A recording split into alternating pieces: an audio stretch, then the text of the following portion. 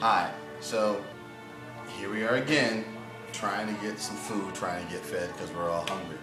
Today, we're going to be spending a lot of time at the pool, and quite honestly, I don't feel like trying to cook a whole lot of stuff.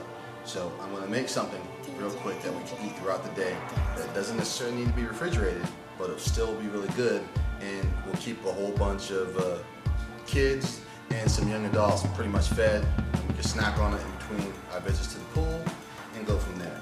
First thing I did was I made something called this. I guess it's called Farfalle.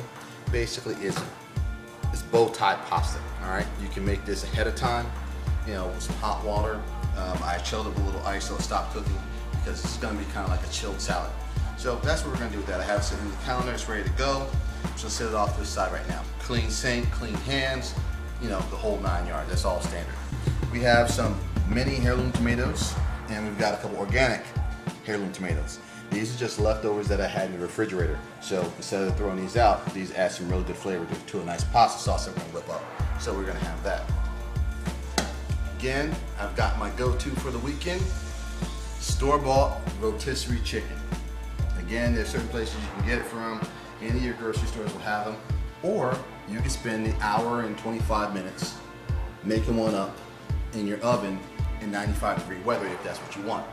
I don't want that. I want to get to the pool, I want my kids having fun, and I want to have some fun. So we're going to go ahead and get this started a little bit here. So as you can see, as I told you last time, have your pan ready for you.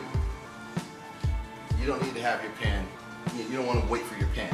So that pan is a good non-stick pan. I've got it on medium-high heat because I want it good and hot for these tomatoes. It may make a little mess, but you wipe that down after it gets done. You'll see what I'm talking about. And this is the secret to the sauce. I'll tell you a little bit more about that a little bit later, but it's really something special. You got to go out and find that somewhere. I'll tell you all about it. So right now what we're going to do is we're going to go ahead and these tomatoes are relatively clean, but I always will rinse them off, although the store always says that, hey look, they're ready to go. Never use a tomato that you can't rinse off or wash off to be thorough about. And you can see the different colors. So it's all good. I mean, colors add great flavor to the pasta.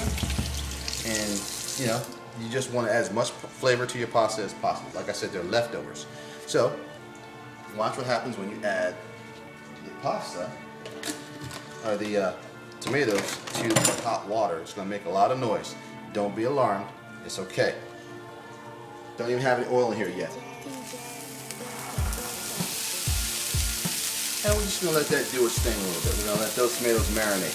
What's going to happen is they're going to start caramelizing on the outside, and they're going to start popping, which means all the juice inside, that goodness that's inside these tomatoes, are going to come out in our sauce, which is definitely what you want. These are a little bit large for me to do that too. So since I don't want to waste these, I'm just going to go ahead and cut what I need to cut to throw in there, and hopefully get that sauce going as well. So in the sink. Looks like it's already past its expiration date, so it goes in my trash container that I have. I recommend whenever you're cooking, keep a trash bowl, a trash bag, or a trash box close by, so where you can just dump your stuff in and you don't make a mess all over your counters. My wife appreciates it too. These two are good to go. You see the tomatoes are still over there doing their thing. Nothing's burning, everything's good to go. Rinse these off, go grab my cutting board. The whole idea is with the tomatoes on the heat, they are going to burst. Once they do that, you know everything is good to go. These, however, won't have time to burst. So, nice yellow color on these things, but you don't want that little inside. I recommend you cutting a little V and just removing it. And just a couple slices, no big deal. Cut it however you want. The sauce is not going to care. It's going to be rough anyway. And believe you me, my family is not going to care. They're going to be so happy with having something to eat and not having to worry about a refrigerator and stuff like that. They're going to be good to go. And again, this is just practical stuff you can do anytime. I'm not trying to do anything fancy here. Just trying to get it all done. And this is a nice hearty yellow tomato. Is going to go well with this. See, everything's just marinating in there. There's still no oil, but you can see the skin is starting to blister a little bit. It's all good. All good. Go ahead and do this one up real quick here. This nice green one. And I know some people are like, green tomatoes, oh, they're not ripe, they're bitter. Trust me. If you got the right green tomato and you're doing the right stuff to it and you're adding the right spices to it, you will be okay. And I'm sure that my cameraman can smell those tomatoes doing their thing. That smell is the natural sugars in the tomatoes trying to caramelize and come out. You want that, so once they do caramelize, they end up coming out in your pan. Get yourself, I would say, people always say, get yourself some good olive oil. And there's a difference. I mean, olive oil is pretty good, it's extra virgin. The difference in good olive oil is, the good extra virgin olive oil all comes from Italy. If you read the ingredients and it says some of the olive oil is imported in from Spain or Morocco or Indonesia, I don't know. That's not really extra virgin olive oil. It doesn't really, for most people it doesn't make a difference. However, you can taste the flavor if you've had it enough times. So you want to give that a couple really good blows of the olive oil. Now here's where the stuff gets interesting.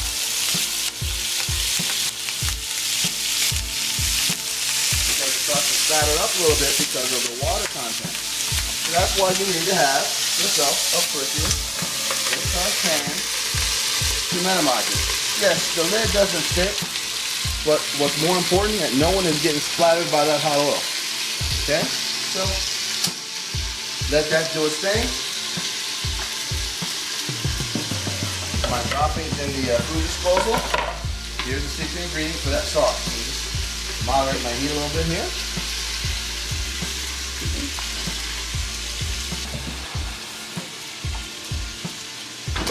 Organic, fresh basil. I said organic again with a T. Yes, I know it's organic. I keep saying organic because I think it's kind of funny that we gotta find everything, many things possible that's organic. However, it does make a difference with certain things. Well, there's certain things it doesn't. Like for instance, organic leaves like this, they will oxidize quickly. So most of these I really wouldn't use. However, the flavor is still there in these. So just do what I do and do what I used to do when we were little, when they would oxidize a little bit. That doesn't mean that you can't use some of them. And quite frankly, when I was growing up, you know, we had money to do whatever we needed to do, but we didn't have money that we wanted to waste. So just go through the exercise to find whatever leaves are ready. In this case, that's what I'm doing. You have to use what you have. You have to improvise sometimes. And that's what I'm doing. If you take a look over at those tomatoes, you will see that there's a lot more liquid in there right now. That's all from the tomato. That's all good stuff. And you don't need a whole lot of basil to do what I'm about to do, but you'll see that it gets the job done. Again, this is just improvising what we have. We want to get the kids to the pool and get this done as quickly as possible.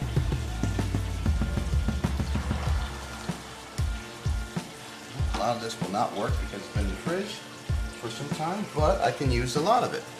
Like the stuff I have here.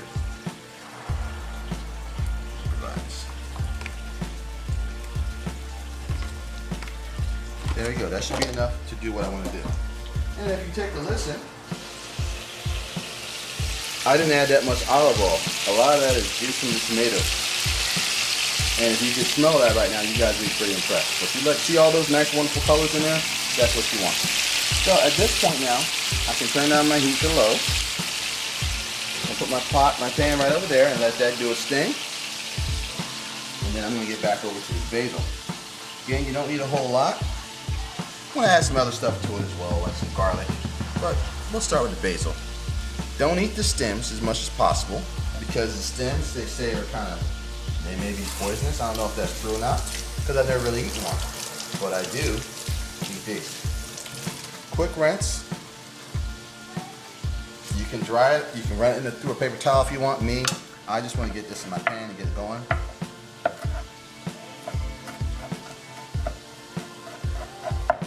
Again, my knife skills are not the greatest, but they get the job done. And I just want to do some rough cuts here. Always cut away from your fingers. Or you could do the rocker method too. Which means your blade never leaves the ground and there's no way you can cut yourself.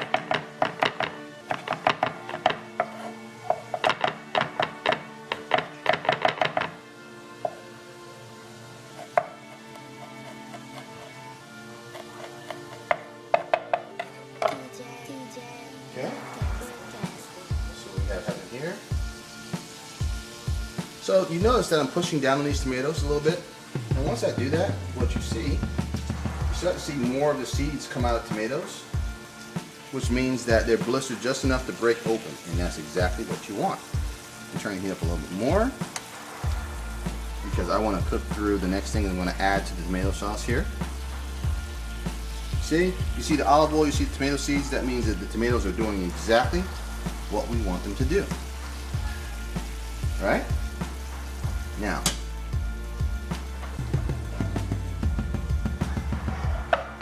I'm going to add my basil. Like I said, not a whole lot, and it's roughly chopped, right? Okay, I'm going to go to my cabinet and get some Italian spices because why not? It's going to add more flavor.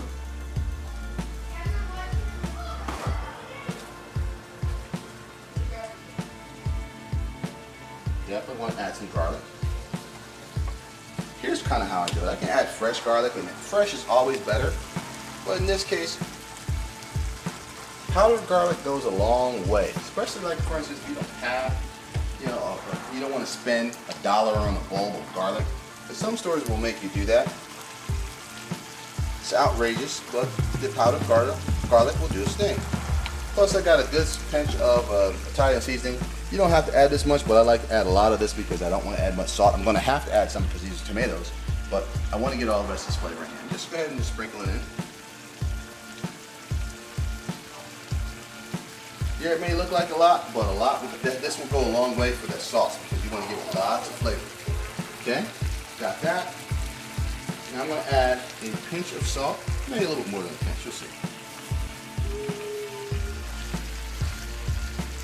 Got to add salt with your tomatoes, and I will season to taste.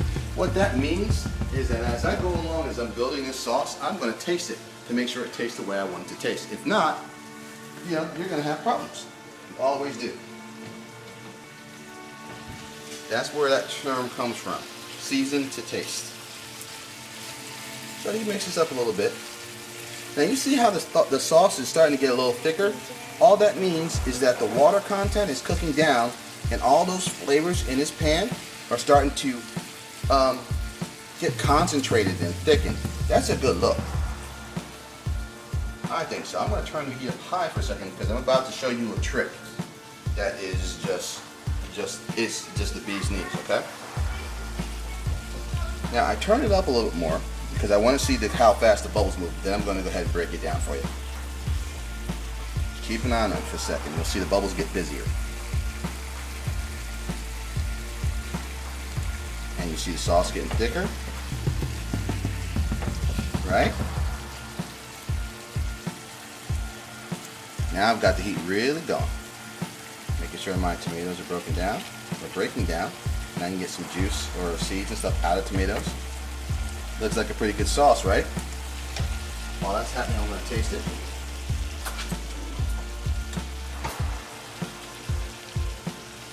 Smells right. Tastes right too. Now for the secret ingredient. Like I said, you got to go out to the store and find this. Everybody needs a little bit of this. This is called pasta water. Yeah. The water I use to cook that pasta in, all the starch is in this water. Okay? It's going to make that, it's going to give it a little bit more flavor, and it's going to make it thicker.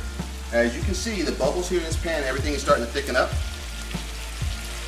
Turn it down right about now that the bubbles are busy, and I'm going to add this hot water to this pan. Not only is it going to give us more body, it's going to give us starch, which means that your pasta will stick to the sauce.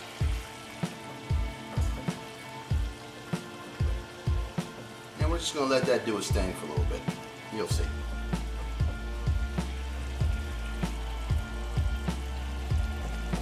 Now we have more sauce by volume. We're gonna let the water cook out a little bit. We're gonna have a thicker sauce. If you take a look at the bubbles, you see it's already starting to work.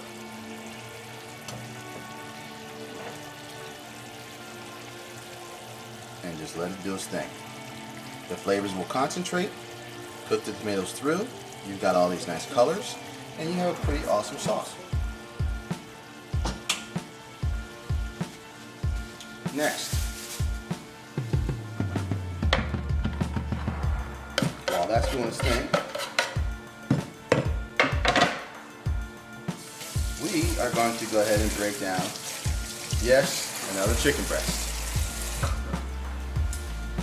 And use your ears too, guys. You have 5 senses, use them all. You can hear the bubbles back there. You know, it sounds like it's doing what it needs to do. I'm gonna leave it alone for a little bit. If it gets a little bit crazy, I'll turn it down. But by the time it gets to where I want it to go, I'll have my chicken breast broken down. You'll see.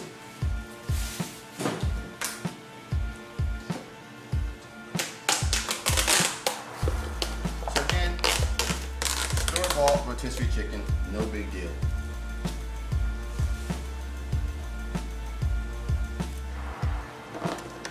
I can cook, so I know how to do one of these. I just don't feel it there. It's going to be about 95 where we're at. Find the breastbone, cut alongside of it. And again, you're just doing this rough. You know, you can pick, add the chicken all you want later on. But me, I just want to get this chopped up in some rough slices.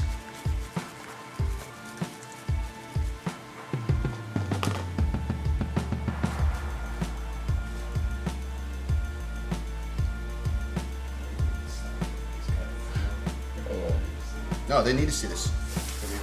That is a full half of a chicken breast right there on that plate. It took me what, 15 seconds to cut it off? You can do this with a raw chicken. It doesn't take that long. And this is going to give us protein for a family of 6. My pasta's still doing what I need to do. My sauce, just chop it away. My kids don't really like the skin, but I do. So since Daddy is cooking it, Daddy's gonna leave some skin on here. If they don't like the skin that they get in their sauce, if they recognize it when I'm done, they can remove it. However, I think that fat content is gonna add some flavor to what we're doing.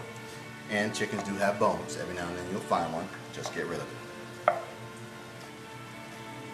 Again, rough chopping. Nothing major about any of this, right?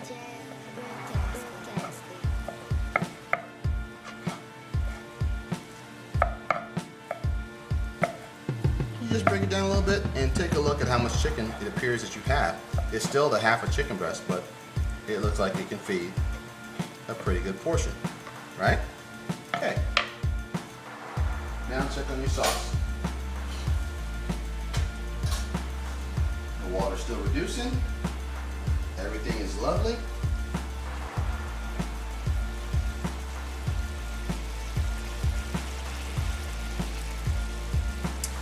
Okay, I have no idea how much time it took to do all that, but now I'm about to put all of this together. You can let this reduce a little bit, or you can decide that you want to have more sauce on your pasta. I kind of like to do that. The secret is the next thing. This is what you have to do every time you make a pasta dish. If you do not do this, your pasta dish will not be good, and it'll be your fault. Okay, first thing.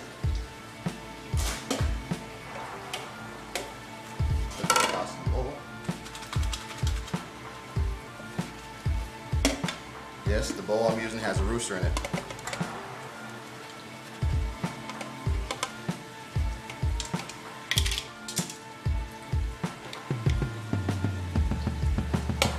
No idea why the bowl has a rooster in it, but it does. Pasta.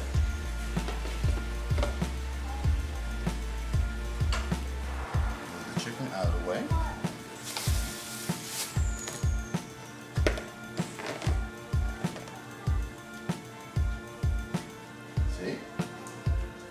Consistency. You can make it thicker by cooking it down, but look at that.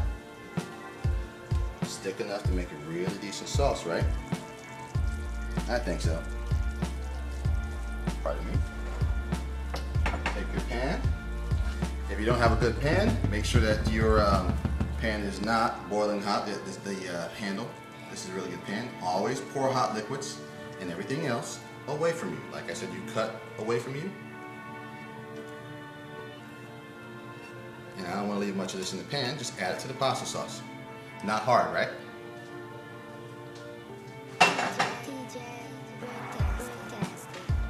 Here is where everyone will mess up their pasta dish. Once you add your pasta sauce, you have got to make sure that you blend the sauce with the pasta.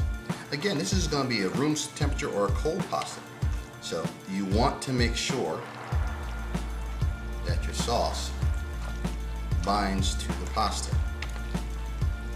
Now again, being cold, the pasta is really not going to absorb the sauce, but because of the type of pasta it is, the sauce will be incorporated on top of the sauce and getting those little nooks and crannies of the pasta and do a pretty good job of coating it, which is what you want.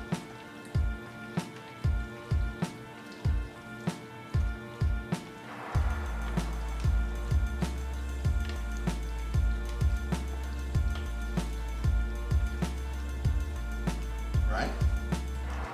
Step 2. Your chicken breast.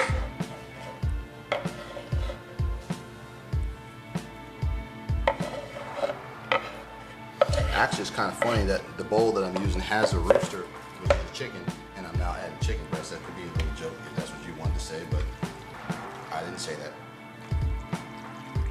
And again, just kind of fold the stuff in, mix all the flavors together a little bit.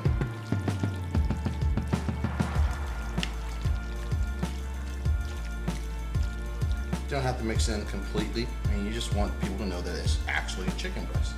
They don't even know it's rotisserie chicken, but if they do, so. Finishing touches. Always keep. I prefer Italian flat leaf parsley, but regular curly parsley will do as well. I want to add a little green to that. Sit there. Break it off. Give it a good rinse. They say that you can actually wash it and put it in a paper towel, leave it in the refrigerator. But every time I do that, my wife throws it away. So if I leave it in the bag, she doesn't mess with it. Kind of weird, but okay. It works.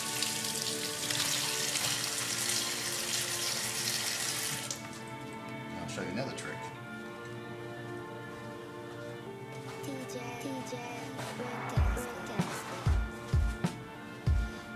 After you wash any fresh herb, wrap it in a paper towel. You want to get as much water content out of it as you possibly can. I'm going to use the same cutting board. This is cooked chicken, it's not raw chicken. So some of you may think, oh no, cross contamination. This is going to go to pot with the other chicken I cut on the board anyway. We're good to go. So I will just do this real quick. And again, my chopping skills are okay, but you can do it this method, just rough chop it away from your fingers. Or you could just do this, the rocker method. Works pretty good on parsley. May take a little time, but you get the idea. We just want to add some green to our pasta.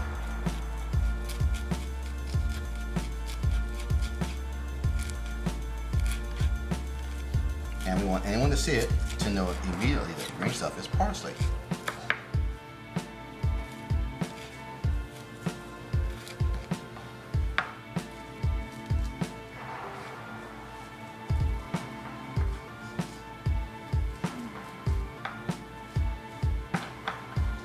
Nothing to it, right? Just add it to your dish. That's all. No pressure, no fuss, no muss.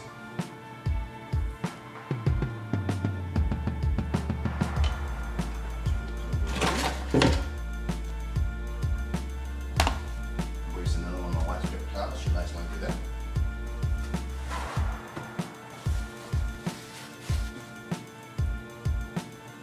Another quick mix.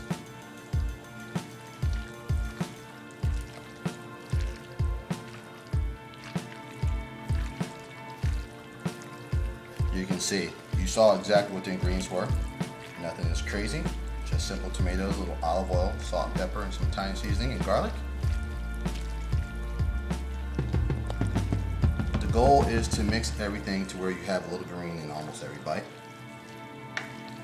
Again, you don't want to have it look like grass or anything like that, but...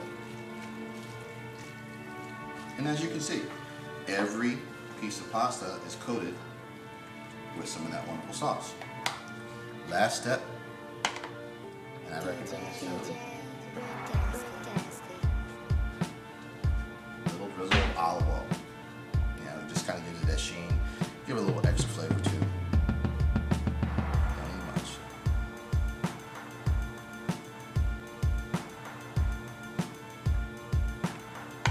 Then give it a good mix.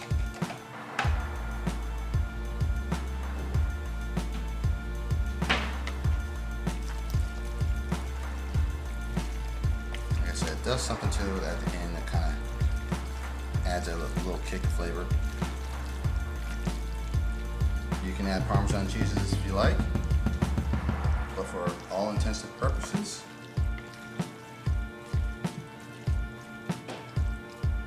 this is done. Do I have a volunteer for tasting? I think we do. I'll do it. Okay. I know you don't like tomatoes, buddy, so we're just going to get you a piece of pasta with a piece of chicken in it, okay?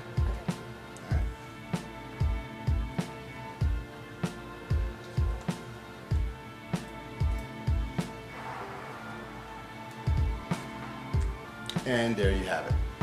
Thanks a lot for your time.